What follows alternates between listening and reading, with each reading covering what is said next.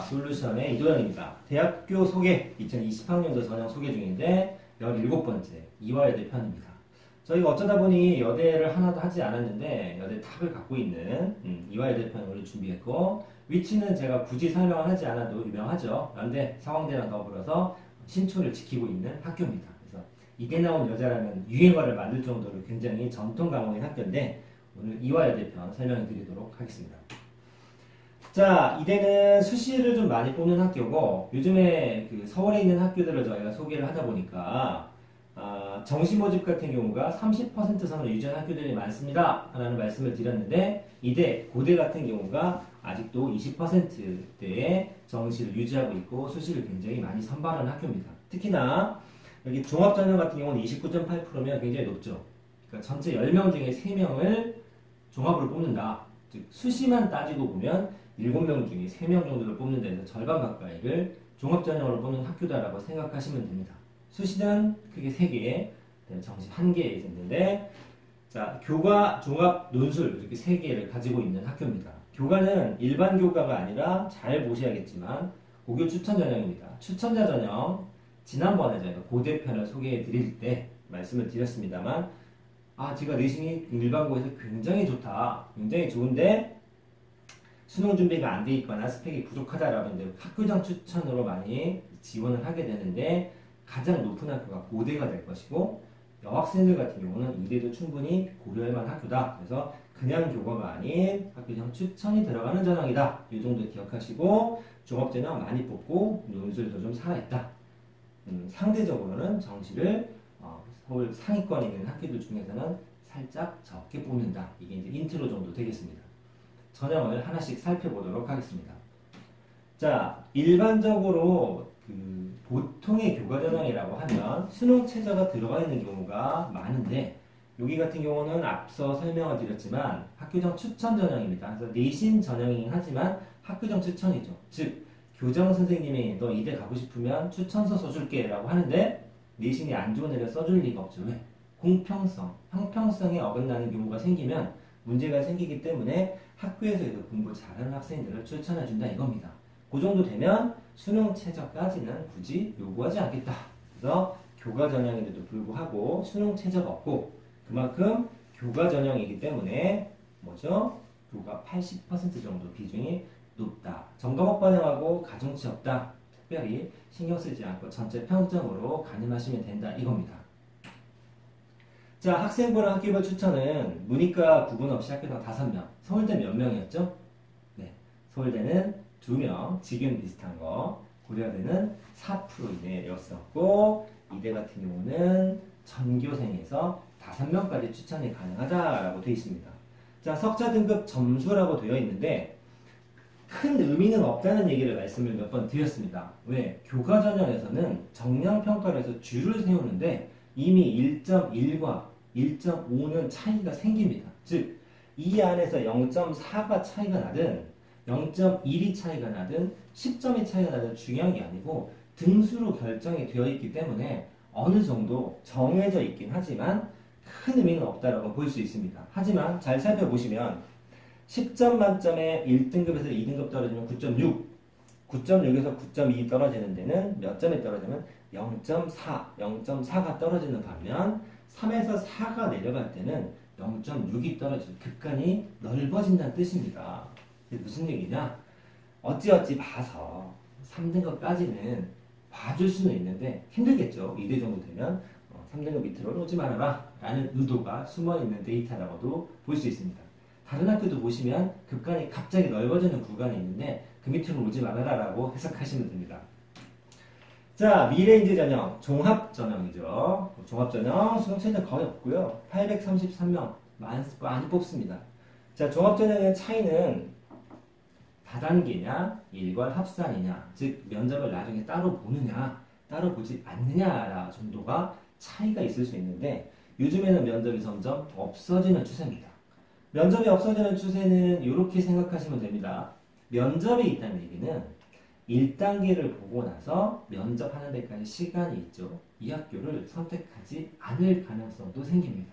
그래서 면접이 없으면 학교에서도 조금 학생을 판단하는 절차가 좀 심플해지고 종합전형이 도입된 지가 수년이 지났기 때문에 굳이 면접까지 보지 않아도 학생을 좀 뽑을 수 있다. 내부적으로 어느 정도 시스템이 만들어졌다라는 학교들이 생기기 시작하는 겁니다. 그래서 일괄 합산인데 서류는 학생부 자소서 추천서가 나와 있고 지금 요즘 그 대학교들이 2021학년도 입학 전형 계획들을 발표하고 있습니다. 이제는 홈페이지에 들어갔더니 이제 내년부터는 자소서도 받지 않겠다. 학생부만 보면 끝이다. 이렇게 이제 입시 전형을 간소화하겠다라는 예고편도 들어있습니다.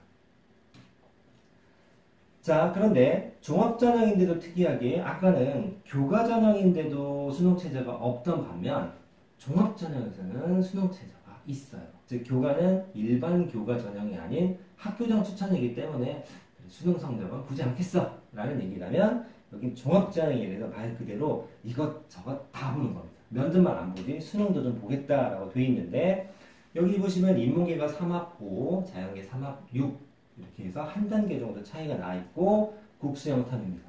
탐구는 두 과목 응시에 한 과목 반영인데 이것도 내년에는 3합 6으로 좀 통일하겠다라는 식으로 지금 발표는 되어 있습니다. 입시 요강이 나오지 않았기 때문에 100% 확실한 건 아닙니다만 내년에 이대 갈 때는 수능 성적을 조금 덜 본다. 이 정도 기억하시면 되겠습니다. 논술. 논술은 내신 반영이 조금 다릅니다. 상위 30과목.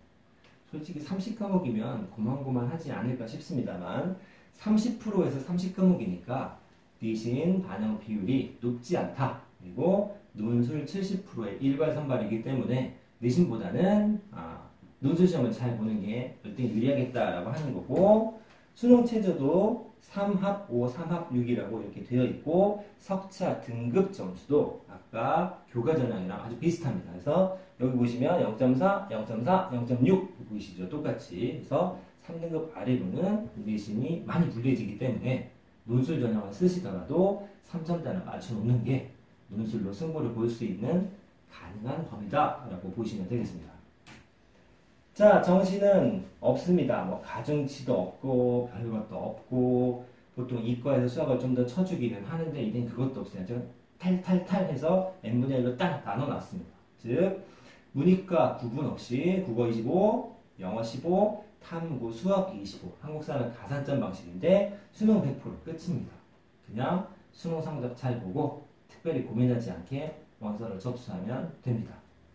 자, 여기까지 해서 이대의 전형을 간단하게 설명을 해드렸는데 이대는 제가 준비를 하면서 여대다 보니까 뭔가 좀 특이한 정보를 드리면 좋겠다라고 생각해서 자, 요걸 한번 준비를 했습니다.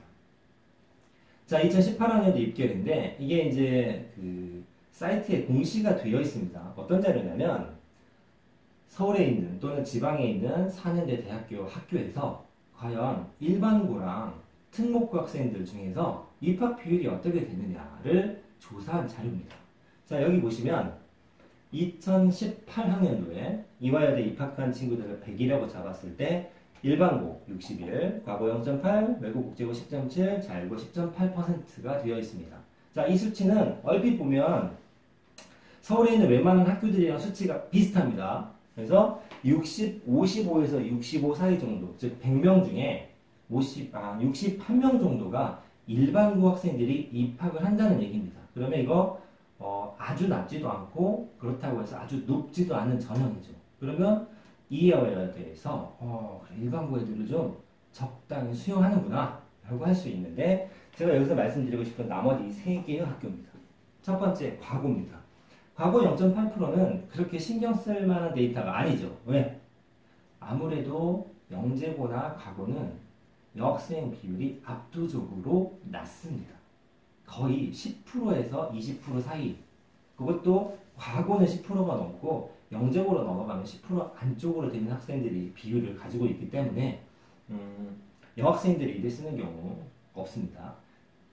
저희가 한 몇 주 전에 찍었던 인천과학 영재학교 같은 경우도 여학생들이 한 10여 명 정도 졸업을 했음에도 불구하고 이때 한 명도 지원하지 않았습니다. 자, 이 두 개가 좀 특이한 경우입니다. 외국 국제고. 자, 10명 중에 1명이 외국 국제고생이라는 얘기입니다. 이거는 어느 정도 납득이 가죠. 왜 그러냐? 외고 저희가 미추홀이나 그 인천 외고 같은 학교 입시 전형 결과 분석을 할 때 어떤 말씀을 드렸냐면 압도적으로 좀 수치가 많았던 학교가 이대도 많이 가고 경희대라는 학교를 좀 많이 합격을 했던 수치가 있었습니다. 왜 그러냐면 어느 정도 외고생들도 선호하는 학교 쪽에 속하고 일반고 학생들도 좋아하는 학교인데 아무래도 외고국제고는 여학생 비율이 높기 때문에 10명에 1명 정도 들어갈 수 있다라고 생각하면 됩니다. 좀 특이한 건 이거 자율고입니다. 외고 자율고 자율고도 한 10.8%니까 열에 1명인데 잘 모르실 수 있겠지만 전국에 있는 자율고를 합쳐서 통계를 내면 남학생들의 여학생들보다 숫자가 훨씬 많습니다. 무슨 얘기냐면 외고는 여자가 많으니까 그렇다고 치는데 자율고 같은 경우는 남자가 많은데도 불구하고 다른 학교랑 비율을 따졌을 때 자사고 합격 비율이 비슷하다라는 얘기입니다. 그럼 무슨 뜻이냐? 여학생들이 쓰면 조금 더 유리한 부분, 수치상으로 있다는 얘기입니다. 내부적으로 어떤 기준이 있는지는 저희는 알 수 없어요. 하지만 요 10.8% 안에는 좀 약간 포션을 좀 높게 잡아서 뽑는 경향이 있지 않겠냐라는 게 결과론적인 분석입니다. 그리고 올해 입시 요강에는 반영이 되지 않지만 수년 전에 뭐 프라임 사업이고 어쩌고 한참 화두가 됐을 때 이대하고 숙명여대 이 두 학교에서 이과 쪽에 지원을 굉장히 많이 했던 시절이 있습니다. 이 얘기는 왜 그러냐면 이대하면 이과보다는 문과가 유리한 학교인 건 맞는데 이과 쪽을 지원한 학생들은 일반적인 대학교보다는 여대를 만약에 조금이라도 고민을 하신다고 하면 남자 학생들이랑 경쟁하는 것보다는 조금 더 기준이 낮고 유리한 면이 있다는 걸 좀 이해하시고 집중 분석 시간이나 기회가 된다면 그 부분에서 한번 제가 영상을 준비해 보도록 하겠습니다. 자, 마무리가 좀 길었습니다만 이화여대 편 여기까지 준비했고 다음 시간에 또 뵙도록 하겠습니다. 감사합니다.